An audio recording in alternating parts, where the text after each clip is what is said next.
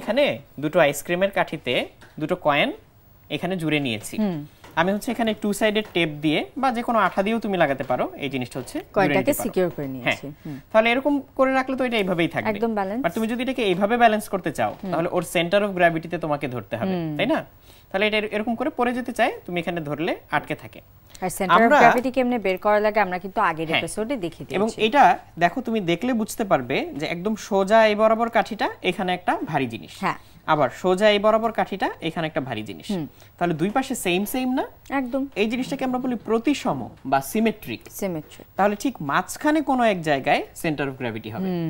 আমি যদি এখন একটা কাজ করি, একটু এরকম টু সাইডেড টেপ নেই, এই টেপগুলোর দুই পাশে আঠা থাকে, এরকম আরেক পাশটা খুলে ফেলতে পারবো আর কি। এরকম ছোট্ট একটা টেপ আমি এখানে কেটে নিচ্ছি, নিয়ে আমি এইখানে আটকে দিব। আচ্ছা, তাহলে এই অংশটাতে আমরা চাইলে আরেকটা আইসক্রিমের কাঠি আটকাতে পারবো।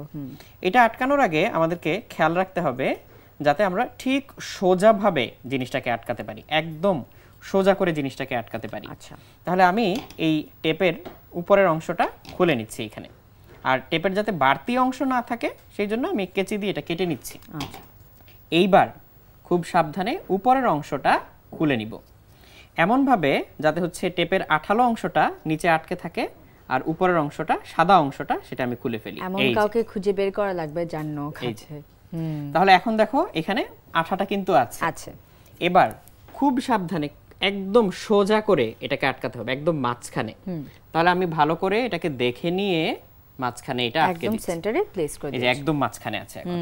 তাহলে এখন এই দুই লাঠি যার মধ্যে ভারী জিনিস আছে তার ঠিক মাঝখান দিয়ে আমাদের এই হলুদ কাঠিটা আটকানো। তার মানে ব্যালেন্সটা কিন্তু এই হলুদ কাঠির কোন একটা জায়গায় হবে।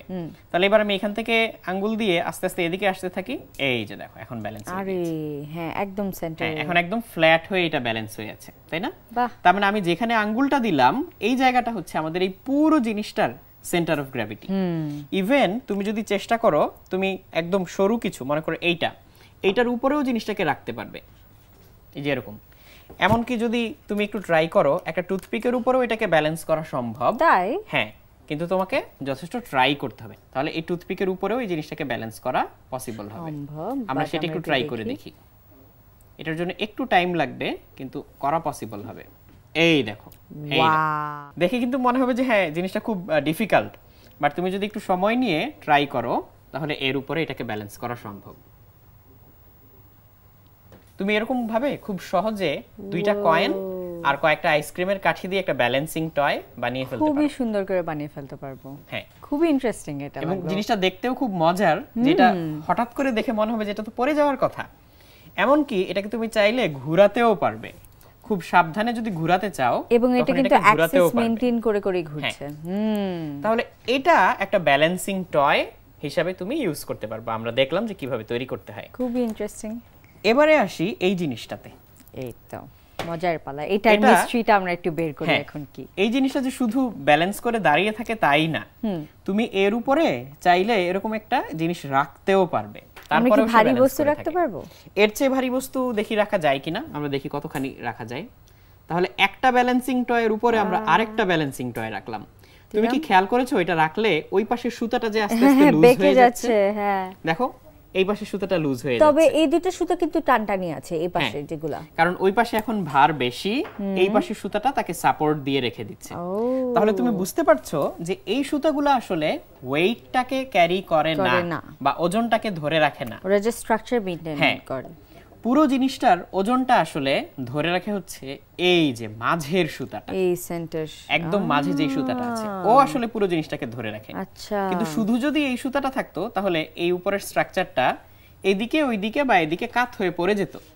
যাতে আমার দিকে কাত হতে না পারে এই জন্য এই সুতাটা দেওয়া, যাতে তোমার দিকে কাত হতে না পারে সেই জন্য এই সুতাটা দেওয়া, আর যাতে সামনে কাত হয়ে পড়ে না যায় তার জন্য এই সুতাটা দেওয়া। কাজেই তুমি হচ্ছে ঠিক এরকম করে তিন কোণা করে কাগজ কেটে, শক্ত কাগজ কেটে এই জিনিসটা বানিয়ে ফেলতে পারো। তাহলে কি বাকি তিনটা সুতা ওয়েটটা ব্যালেন্স করার জন্য হেল্প করছে, ব্যালেন্স করার জন্য। আর নিচের এই অংশটাই যে বাঁকা অংশটা, এটাও তুমি কাগজ কেটে তৈরি করতে পারো, তবে সবচেয়ে ভালো হয় যদি প্লাস্টিক দিয়ে তৈরি করা যায়। আচ্ছা, এখানে তুমি কি ইউজ করতে পারো আমি বলে দেই।